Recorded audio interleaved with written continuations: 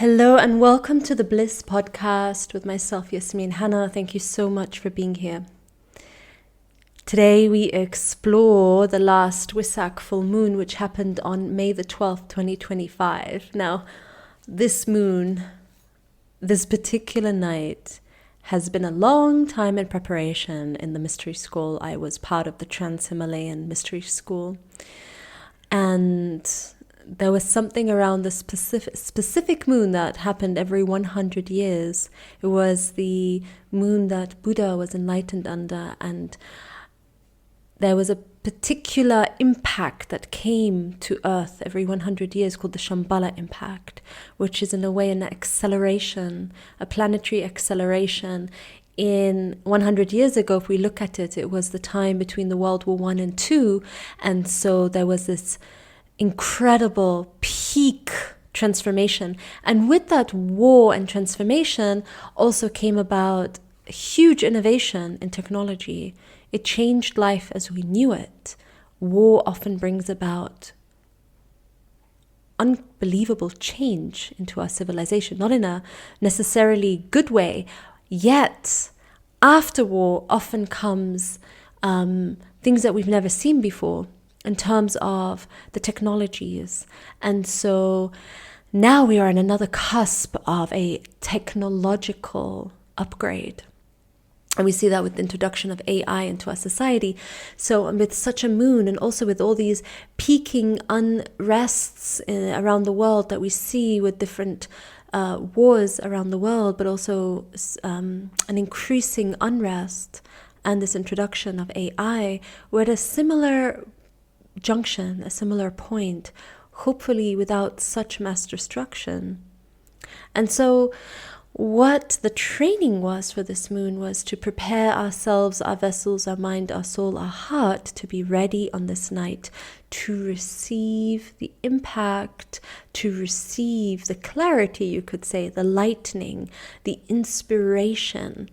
So myself and around 6 others or 7 others were together, and they had flown in from all over the world, America, Australia, New Zealand, and other places in Europe. And so we gathered together in this moment of what will happen, what will the group also receive together, what will our individual soul receive on this night as a transmission, and also what will we receive together as a group.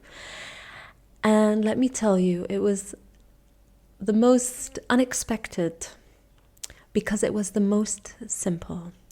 And although I've been an advocate for simplicity for a long time, meaning deconstructing such great spiritual beliefs into very mundane, everyday moments, seeing divinity in the smallest of things, in the smallest of moments, in the most fleeting, sometimes the often disregarded, to find the sacred there, and also to feel divinity in the polarity, so that it's not just the beautiful and the light that is sacred, but also the dark and profane. Anyway, on this night, as we gathered on this potent moon, preparing for this alignment, individual and also collective in our group, what happened was simply laughter, joy. There was this moment of what may have felt in the past like it would be an explosion of inspiration, actually became a deep exhale of relief. There was nothing left. There was no more mountain to climb. In fact, it was already here in every breath. Everything that we'd been seeking was already here. Everything that we were aspiring to was already here. And this momentary relief of laughter, feeling this relaxation flooding through the body, and what felt like the soma of the body, the nectar, the intelligence, plugging into nature and life all around. Every moment is sacred. Every moment is perfection. Every moment is the pinnacle. All we needed was to remember that through the innocence and purity of a childlike heart. So up till that moment, I realized I'd been seeking the intensity. I'd been seeking the colorful explosions and the festivals from within of new revelation. And yet what this mounting Wesak full moon that I feel like I'd been preparing for 10 years showed me something and revealed something completely different than what I would have expected. That it's all here right now. Heaven is in fact on earth, and the pinnacle of what we can achieve is right here.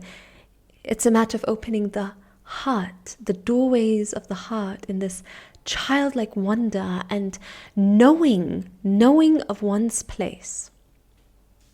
This is a word I'm using a lot, or these words I've been using a lot lately, which is finding your place.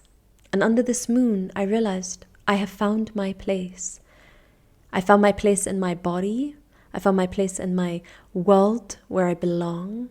I found my place in the universe. There was nowhere left to go or nothing else left to explore. It's all here now. So this homecoming, this arrival, by melting our sometimes ambitious will into the sweet honey nectar of the intelligence of the body, the intelligence of spirit and soul, which is all interconnected, to rest there, to breathe there, to say, yes, I am worthy to receive here, worthy to receive our divine inheritance in this very moment.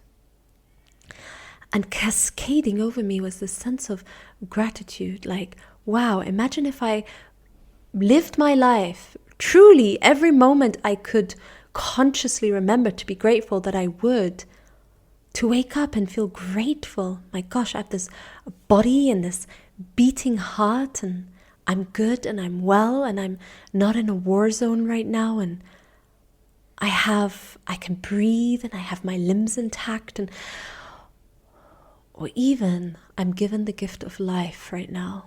Regardless of what state of body is, I've been granted life right now. What a tremendous gift that is. I'm so grateful to the group that gathered, because they knew how to laugh and not take anything too seriously. And I knew that there was a reason why this constellation needed to happen. Because as the moon was peaking in the sky, the temple close by put out its dramatic music of a sound and light show that plays every night.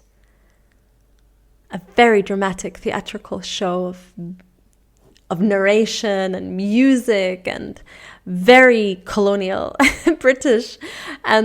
But with it came the sense of the theater opens tonight. And another realization, we always live on the stage and in the theater of life. And divine is in many costumes, the sacred, the creator, God, goddess is in many costumes playing through us all. It's only our judgment that makes one character better or lesser than the other. What if it was all the same one playing many characters? And I realized since then, we are truly living on a stage of life. Now, what if we knew that we were a character on the stage of life? And what if we felt that so deeply in our core? What power would that give us to grant our next move, our permission slip into more co-creation with the Creator? What if it was as simple as directing our compass towards magic, directing our compass towards love and towards nature, and saying, I direct my life towards life itself, with life itself. I stand with life and I surrender and I let it use me, dance me, sing me, animate me to exactly where I need to be, to become the empty vessels, even let's call it the puppets of the Creator. What a freedom! What a freedom! when we don't try so hard to be something perfect, try so hard to be the mold of something because we've compared ourselves to what feels right or better or worthier. What if we surrendered these animated vessels to the Creator and said, use me, dance me, fill me up with your life. I give you my life. I give you my life. What wonders would we experience? What powerful creations, maybe some that exceed even our imagination because they are even more than what we could have ever imagined.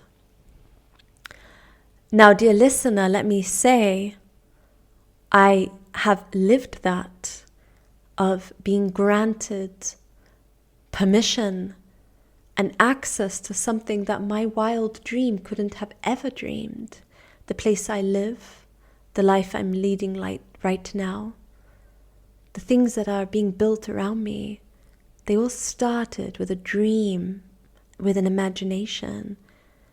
And yet, in the surrender, by giving all of you up, giving everything up to the Creator, take it all, the good, the bad, the sorrowful, the joyous, take it all, empty me, let me be yours. Perhaps there's something on the horizon that is even wilder than your dreams and imagination. And through a release, a sigh, a relaxation of your shoulders, of your mind, you welcome in something extraordinary. And in this extraordinariness, perhaps it is more simple than you could have ever imagined. So in this paradoxical speech I'm giving right now, sometimes the most wildest of our dreams are the most simple than we can imagine too. At least that's for me. The wildest dream I'm living now is the most simple expression of our soul, of my soul. And that's what this wonderful Wesak Fullmoon beamed her rays that night and said, laugh, beloved, in this cosmic play.